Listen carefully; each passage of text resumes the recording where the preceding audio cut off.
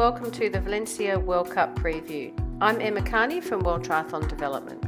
Looking at the course, it's a 1 lap, 750 metre swim. It's a 4 lap bike course along the foreshore.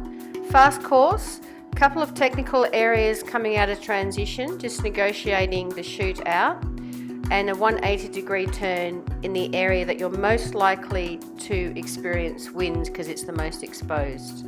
We have 2 wheel stops, one on a far corner and one back at transition. The run is very similar to the bike. It's a 2 lap run. We have a run along the foreshore, drink station on the way out and the way back on both laps, a 180-degree turn and a return back to transition to either complete lap 1 or finish the race.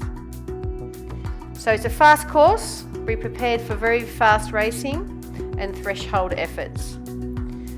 So dive start from a pontoon. Probably the best position to start is on the right because the first turn just over 300 metres out is a right hand turn. Both races are afternoon races, so the best type of goggles would be a light lens goggle because the light is slowly disappearing. The swim can be wetsuit, can be non-wetsuit. In 2020, only 30 seconds or just over 30 seconds separated the fastest and the slowest men. So that could have been the fact that it was a wetsuit swim, but it is a swim where the field does stay together quite well. So looking at the course, it's no reason that you'd be negotiating swells, it's in a protected harbour, but the most difficult area is getting out of the water. We have a ramp that you need to pull yourself out of, and a lot of the athletes were having problems with that.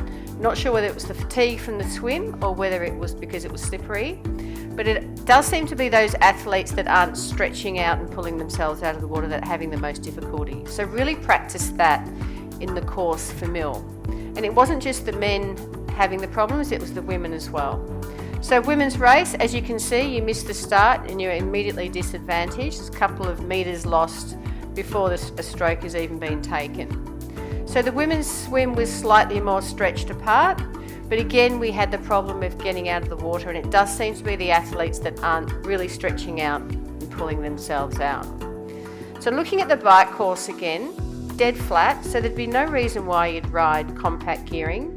You don't have any hills to negotiate, and it is going to be a fast ride, so be prepared for that.